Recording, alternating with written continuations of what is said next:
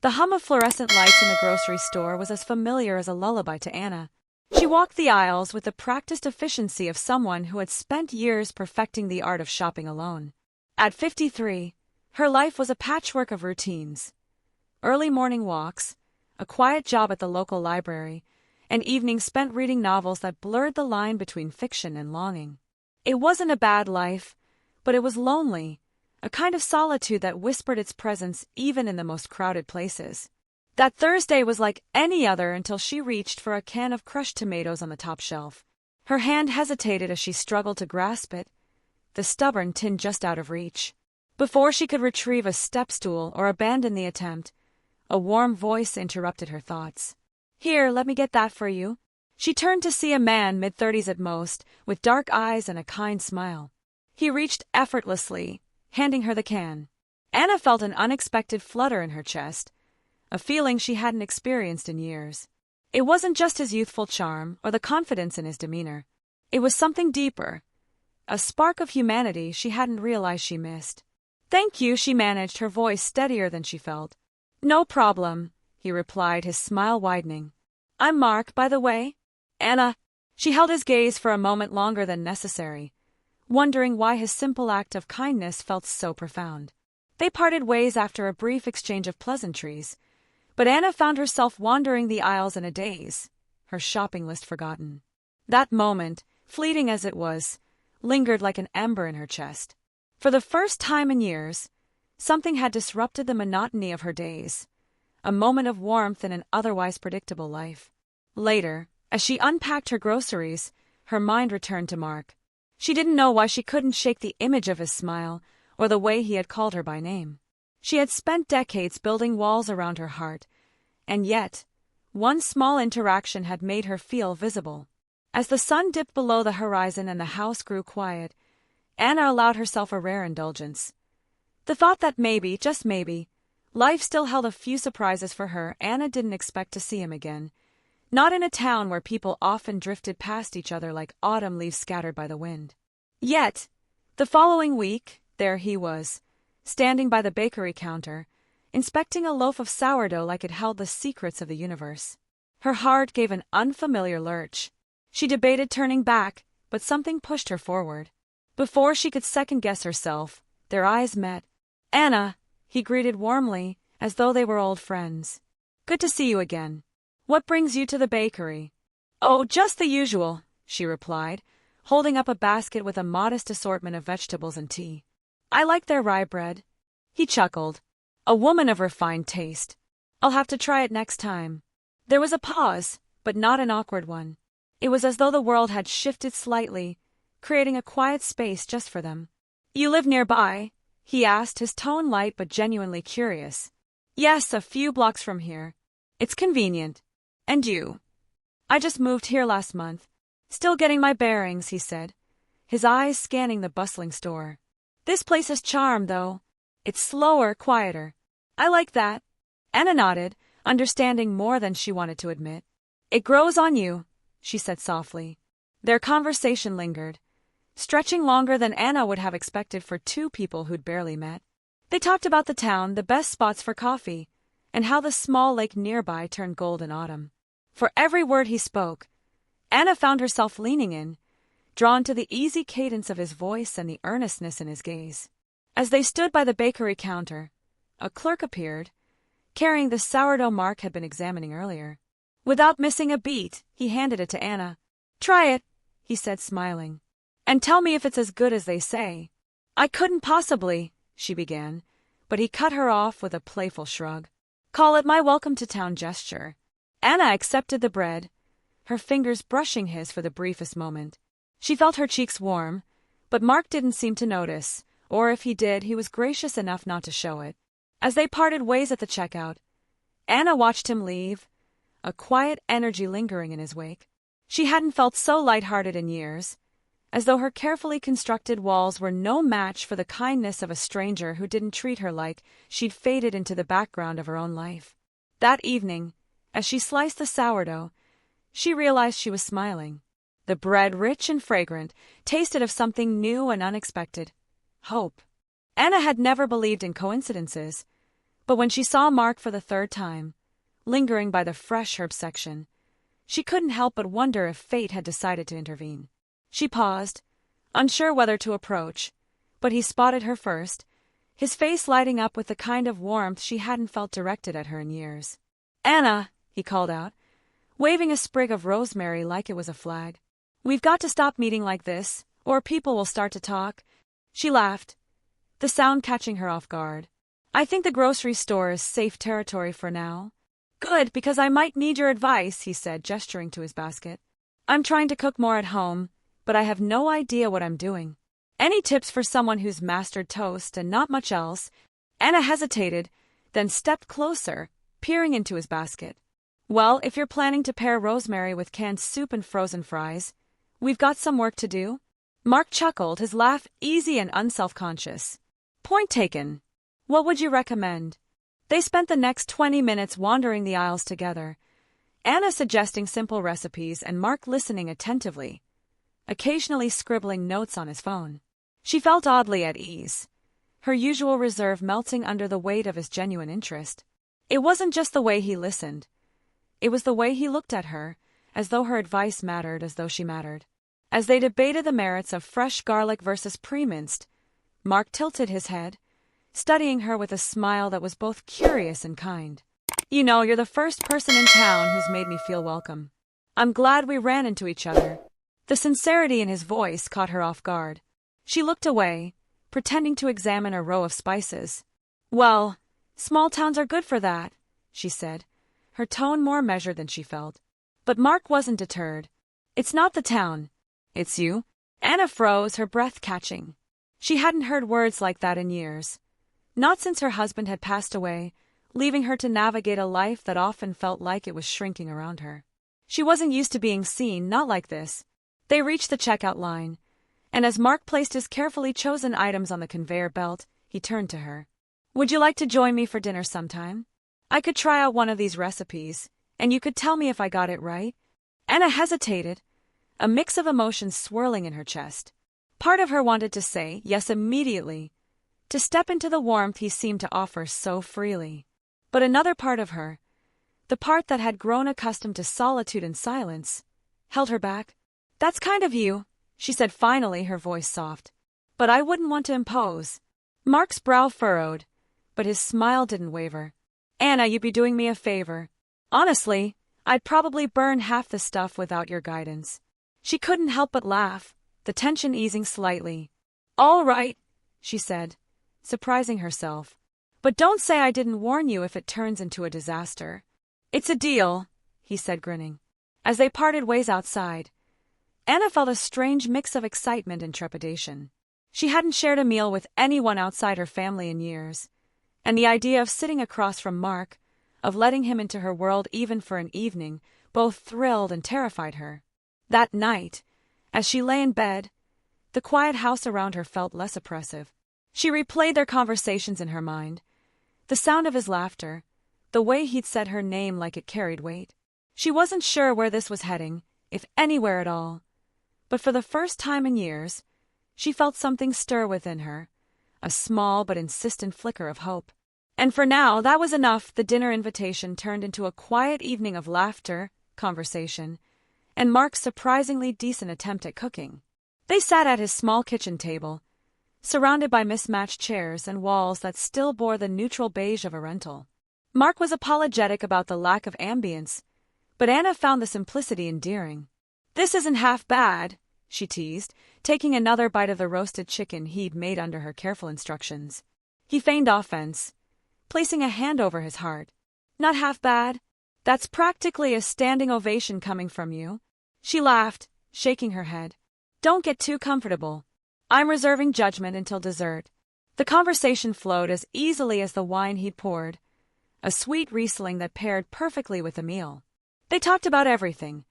Mark's career as a freelance photographer, the places he'd traveled, and the quiet life Anna had built in the town she called home for decades. "What about you?" he asked, leaning forward. "What did you dream about when you were younger?" The question caught her off guard. Dreams? She hadn't thought about them in years.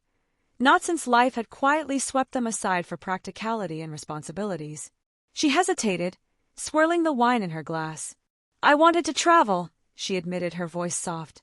"See the world, meet people, and write about it. But things didn't turn out that way." "Why not?" Anna sighed, the weight of years pressing on her shoulders. "I got married young. Then there were bills to pay, a home to maintain. My husband was a wonderful man, but he wasn't the adventurous type. And then," she trailed off, not wanting to dampen the mood with the details of her widowhood. Mark's expression softened. "It's never too late, you know." "To travel?" she asked, raising an eyebrow. "To dream," he said simply. The words lingered in the air between them, carrying more weight than she wanted to acknowledge. For so long, Anna had believed her time for grand dreams, or even new beginnings, had passed. But here was Mark, sitting across from her, challenging that belief with nothing more than his presence and a quiet sense of possibility. As the evening wound down, Anna found herself reluctant to leave. There was something magnetic about him, something that made her feel alive in a way she hadn't in years. But it wasn't until she got home, the house silent except for the ticking of the old clock in the living room, that the realization hit her. She wasn't just enjoying his company. She was looking forward to it, craving it even. And with that realization came a wave of emotions: excitement, fear, and an ache she couldn't quite name. She sat in her favorite armchair, staring at the shadows on the wall, and tried to make sense of it all. He was younger, much younger. What would people think? What would he think if he ever suspected the feelings she was starting to have?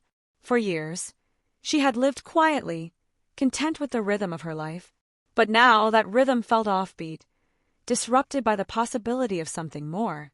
Anna pressed her hands together, trying to steady herself. It had been years since she'd felt this way, like her heart had forgotten how to be still. "Get a grip, Anna," she murmured to herself. But even as she said the words, she couldn't shake the warmth that had settled deep in her chest. She didn't know where this was leading, or if it was leading anywhere at all. But one thing was certain: something inside her had awakened, and there was no going back. The days that followed were a storm Anna hadn't anticipated. She'd lived her life in calm waters, never allowing herself to drift too far into anything uncertain. But now, it felt as though a tide was pulling her toward something she couldn't control, and it both exhilarated and terrified her. She found herself thinking of Mark constantly. Little things reminded her of him: a song on the radio, the sound of someone laughing in the distance, the sight of a rosemary sprig sitting on her counter. She replayed their conversations in her mind, analyzing every word, every look, every subtle gesture.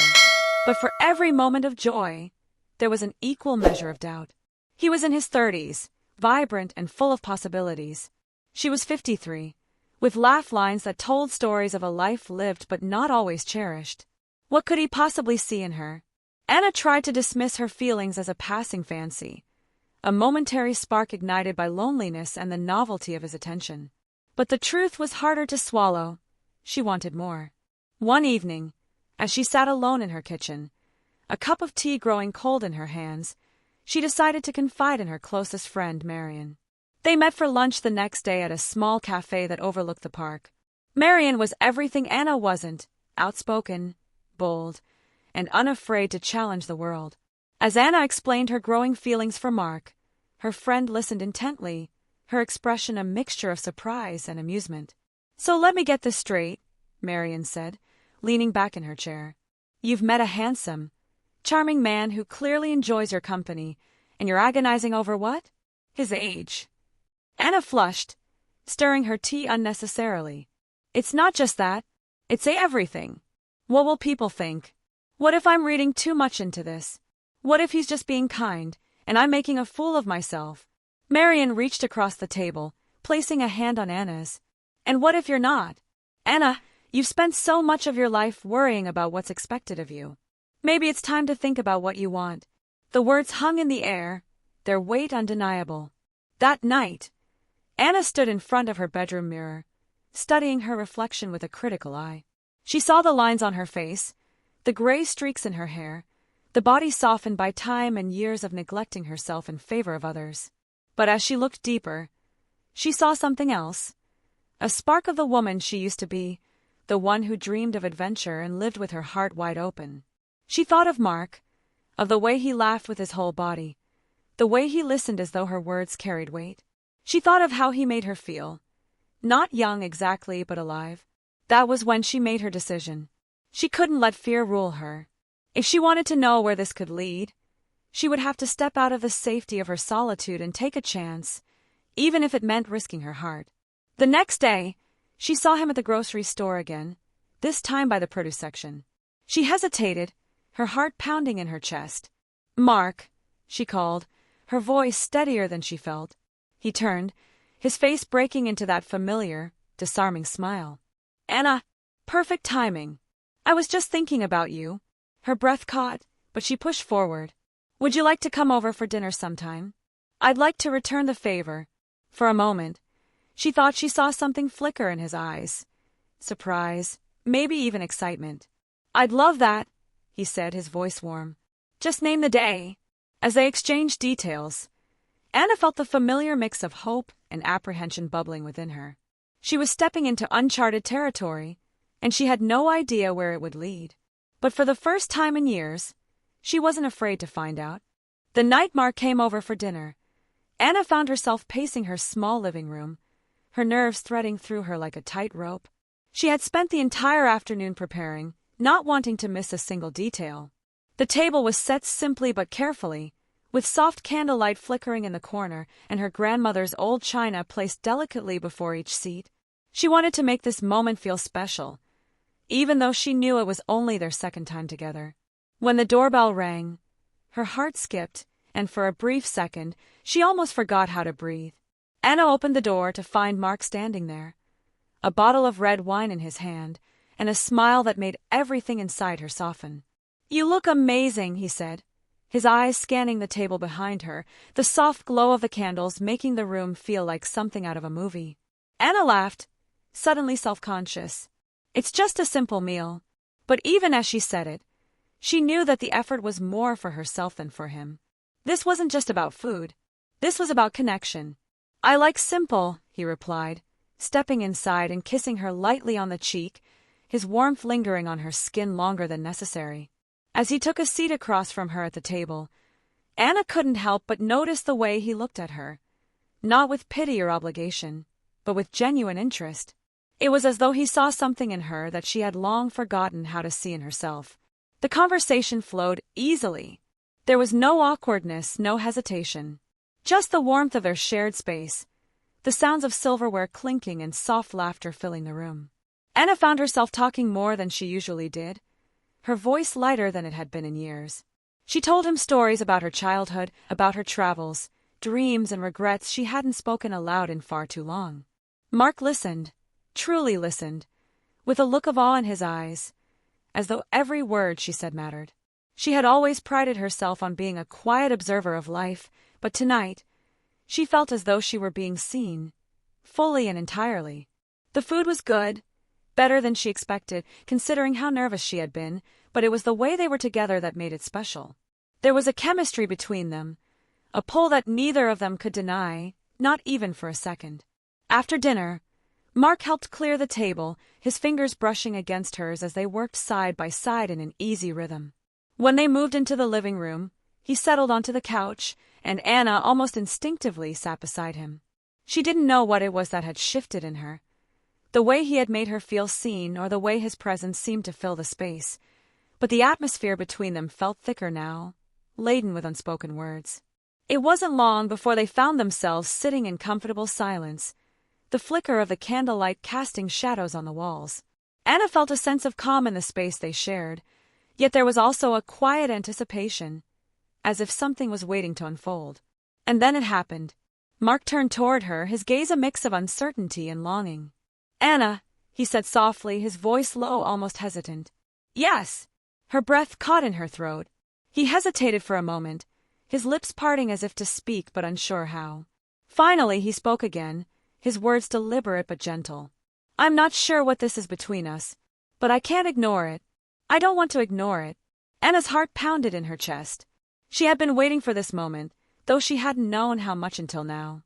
Her hands shook slightly as she placed them in her lap, trying to steady herself. "I don't either," she replied, her voice barely above a whisper. but I don't know where it leads." He reached for her hand, his touch warm, grounding. "Neither do I. But I know that I want to find out. With you." The vulnerability in his words touched something deep inside her, a place she had kept locked for so long. Anna wasn't sure what it all meant. She didn't know where this would go, or if it would go anywhere at all. But in that moment, she felt the stirrings of something she hadn't allowed herself to feel in years: hope. The world outside seemed to fall away as they sat there together, the soft murmur of the evening a distant hum. There were no questions, no doubts, only the certainty that for tonight, this moment was theirs alone. Anna leaned in then, her lips brushing his, and for the first time in a long time, she allowed herself to fully surrender to the connection between them. The kiss was soft, gentle, like the first warm breeze of spring after a long winter. And in that kiss, Anna realized something she hadn't known she was searching for.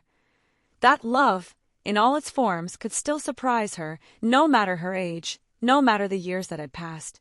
It was enough to know that for tonight, she had found something worth holding on to.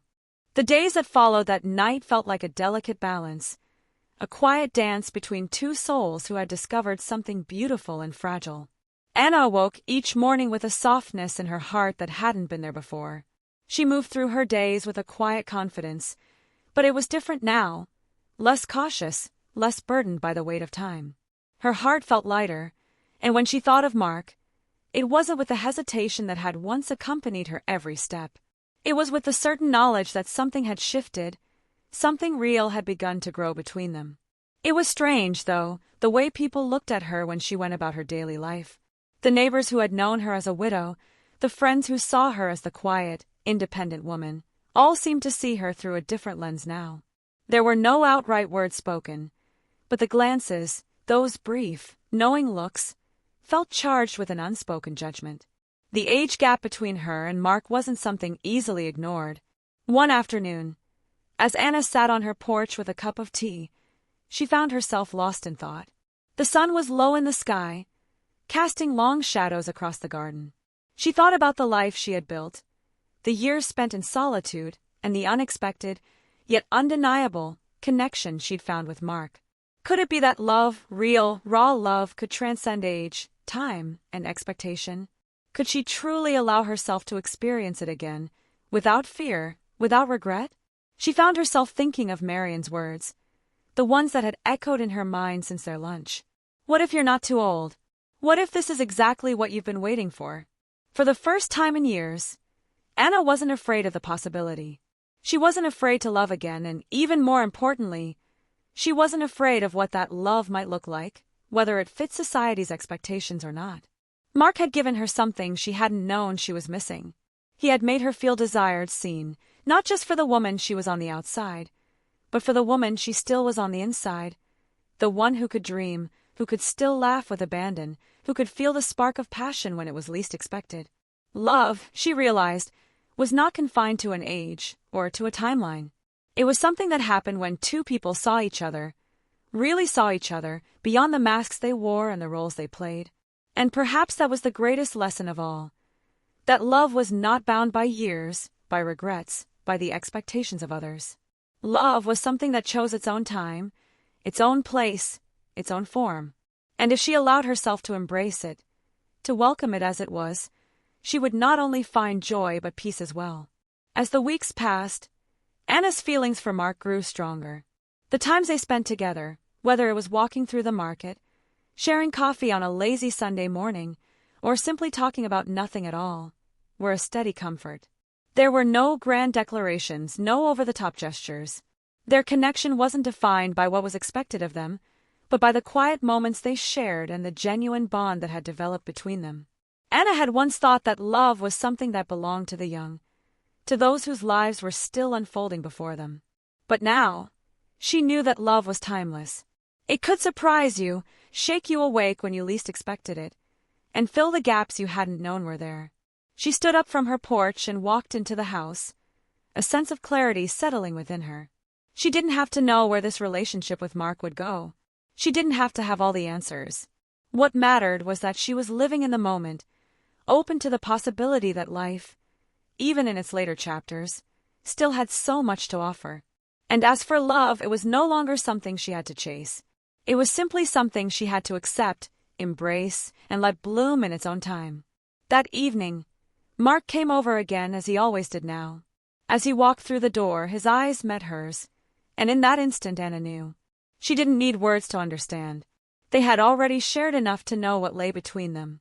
Love, she realized, wasn't just a feeling. It was a choice, and it was one she was more than ready to make. In the months that followed, Anna learned how to embrace love at this unexpected juncture in her life. What had once seemed an impossible dream, finding someone who truly saw her, who valued her, had become her new reality. There were still moments of doubt, small hesitations when she caught a disapproving glance or heard whispers from those who didn't understand. But with each passing day, Anna grew more comfortable in her own skin. She no longer apologized for the choices she made or the life she was living. She had learned to let go of the fears that had once held her back, knowing that they were just echoes of a past she no longer needed to carry. Mark had, without intending to, shown her how to reclaim her own joy. Their relationship was simple, yet profound, filled with shared experiences and quiet understanding. It wasn't always easy. They navigated their differences, their insecurities, and the occasional tension that arose from their age gap. But their love was theirs alone, and that was enough. Every conversation, every touch, every moment they spent together reminded Anna that love wasn't bound by time. It was bound by the connection two people shared, and that connection was something neither of them could control. One afternoon, as they walked hand in hand through the park, Anna found herself reflecting on the woman she had been before Mark. She had spent so many years thinking she had missed her chance at love, thinking that life had moved on without her. But now, with him beside her, she realized that love didn't have a timeline. It didn't follow rules or expectations. It was a gift that arrived when it was meant to, when two hearts were ready to receive it. "Do you ever wonder how we got here?" she asked, her voice soft as they strolled beneath the autumn trees, their leaves painted in gold and amber. Mark looked down at her, his eyes full of warmth. "Every day. But I'm glad we did." Anna smiled, feeling her heart swell. She had never imagined that a relationship could feel this genuine, this pure. It wasn't about youth or appearances, or even the things that society often said mattered. It was about trust, kindness, and a shared willingness to step into something uncertain, to grow together, no matter how unexpected the journey might be. "Me too," she whispered, squeezing his hand. As they continued walking, Anna realized that life had more to offer her than she had ever imagined. She had spent so many years in a quiet sort of waiting, convinced that her best days were behind her. But now she knew better. Love, in all its forms, was something that could surprise you, even in the quietest moments. And so she walked forward unafraid. Love had come to her when she least expected it, and it was teaching her that no matter what age you are, the heart's capacity to love is never bound by time. Love, in its most beautiful form, can happen at any stage of life, and Anna was living proof that it could arrive when you least expect it, lighting the way for a new beginning.